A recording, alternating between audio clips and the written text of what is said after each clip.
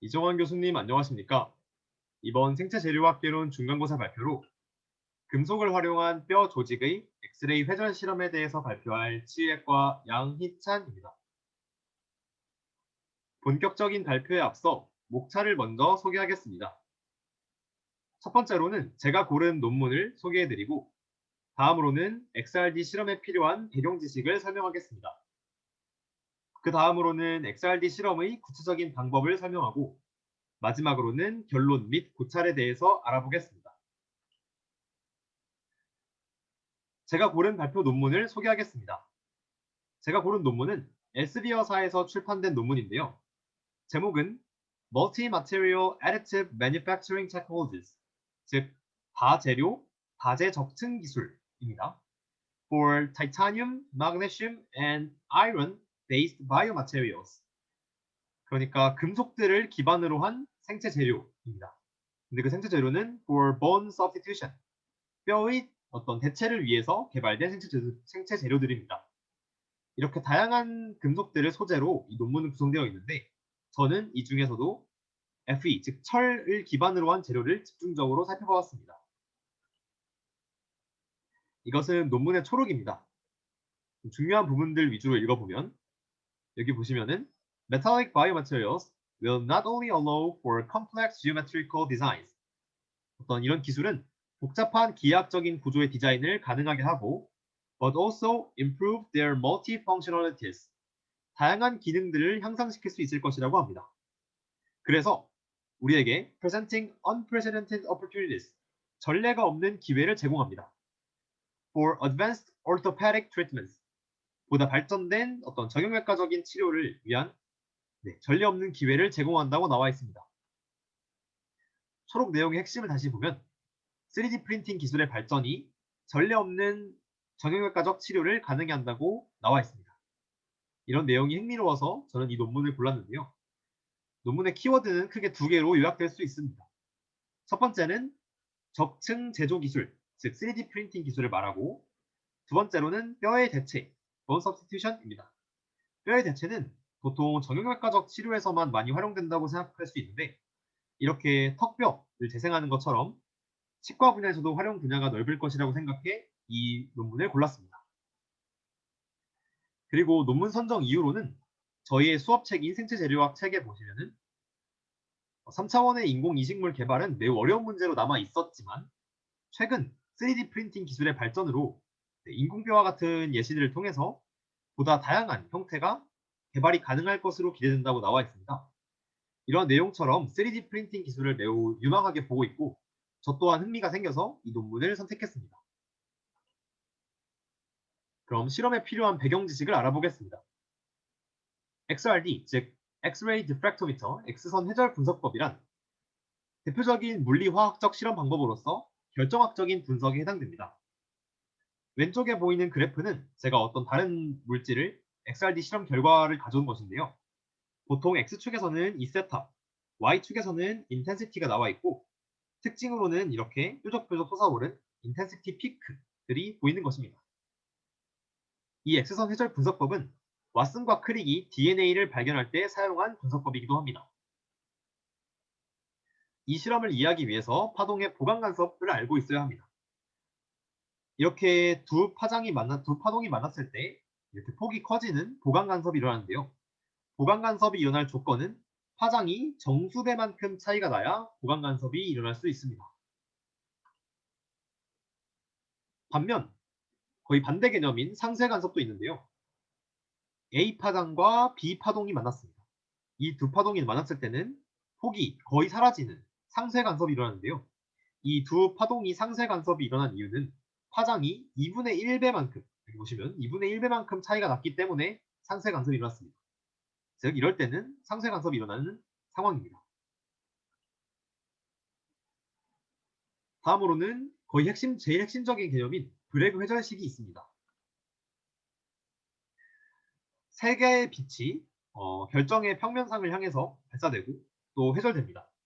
이때 빛 1과 2의 경로차를 보면 제가 지금 표시하고 있는 선 A, B, C가 바로 빛 1과 2의 경로차인데요. 이때 결정면의 네, 거리를 distance, d라고 잡는다면 이 거리 ABC는 2D sin 세타라고 볼 수 있습니다. 입자각이 세타이고요. 회절각 세타에 대해서 2D sin 세타라고 볼 수 있습니다.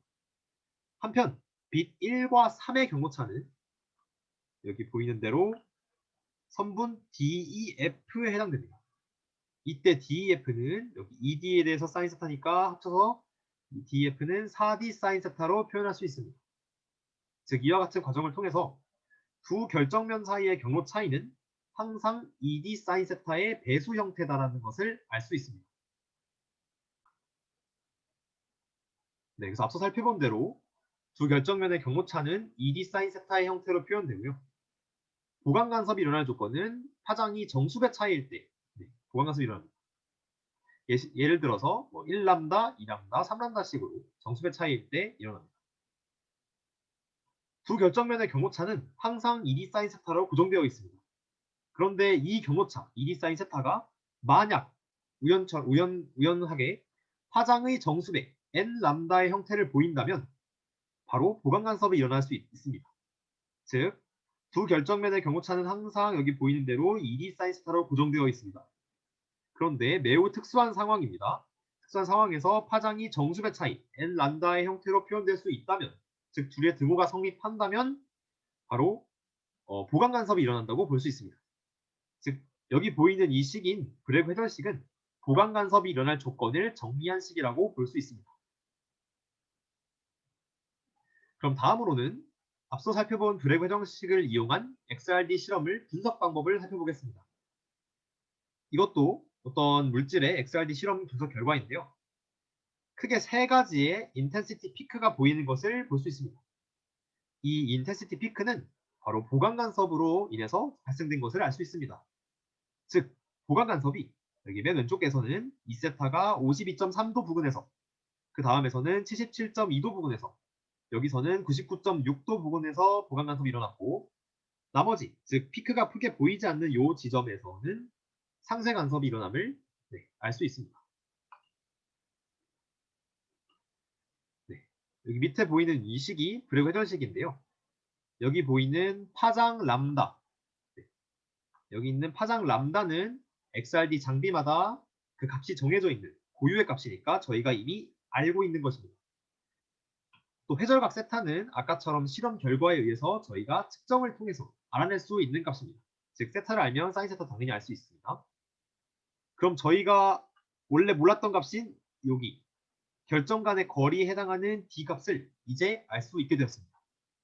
즉 브렉 회전식을 이용해서 이 XRD 실험을 하면 여기 결정 간의 거리에 해당하는 D, 이 거리인 D를 저희가 계산할 수 있게 되는 것입니다.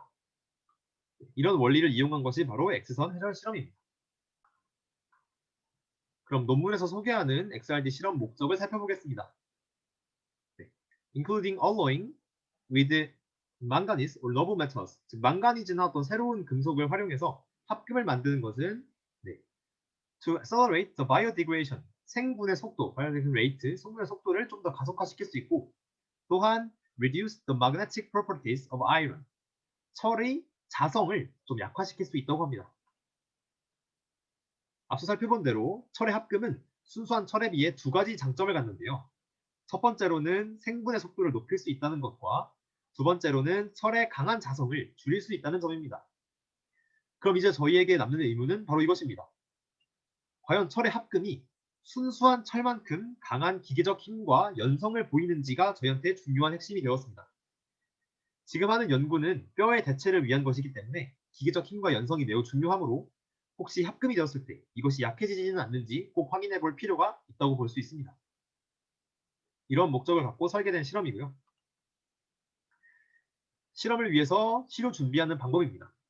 첫 번째로 막대 사발 같은 도구를 이용해서 시료를 곱게 갈아줍니다. 그 다음으로는 유리 홀더에 적정량의 시료를 넣습니다. 마지막으로는 유리판 같은 도구를 이용하여 시료를 칸에 알맞게 정리하는 과정이 필요합니다.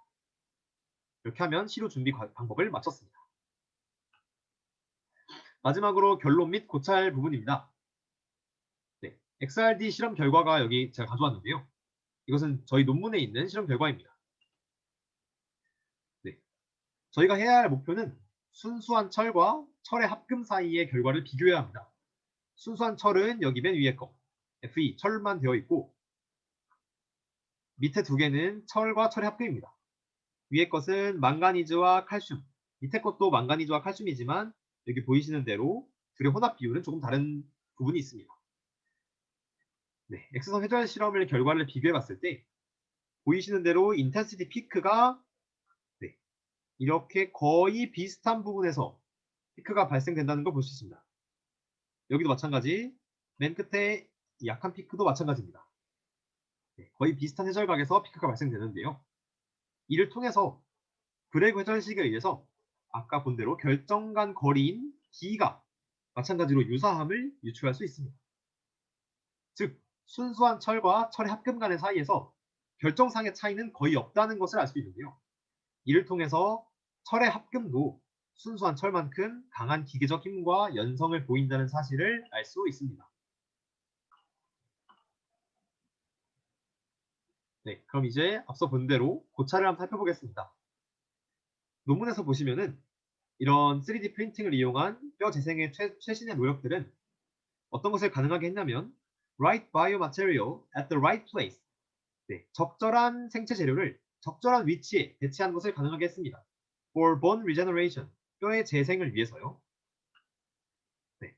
그리고 철을 기반으로 한 생체 재료들, 또 살펴본 재료들은 aims, 목표를 합니다. at achieving faster biodegradation rates. 보다 빠른 생분해 속도를 목표로 하고 altering the ferromagnetic properties. 강자성을 변화시키는 것입니다. 그런 재료의 강자성을 변화시키고 따라서 저희가 궁극적으로 추구하는 목표는 enhancing their biocompatibility. 생체 적합성을 향상시키는 것이라고 볼 수 있습니다. 철의 합금을 사용하면 기존의 철의 장점이었던 생분해 속도가 느리고 자성을 띈다는 단점을 어느 정도 극복할 수 있습니다. 또한 합금을 써도 기존의 철의 장점이었던 강한 기계적 힘과 연성이 여전히 유지된다는 것이 앞서 있었던 XRD 회전 실험을 통해서 증명되었습니다. 즉, 철의 합금을 사용하면 기존의 단점은 극복하고 장점은 가져가서 철보다 더욱 적합한 재료를 개발할 수 있을 것이라고 생각됩니다. 네, 이것이 저의 고찰이고 이를 통해서 발표를 마치겠습니다. 감사합니다.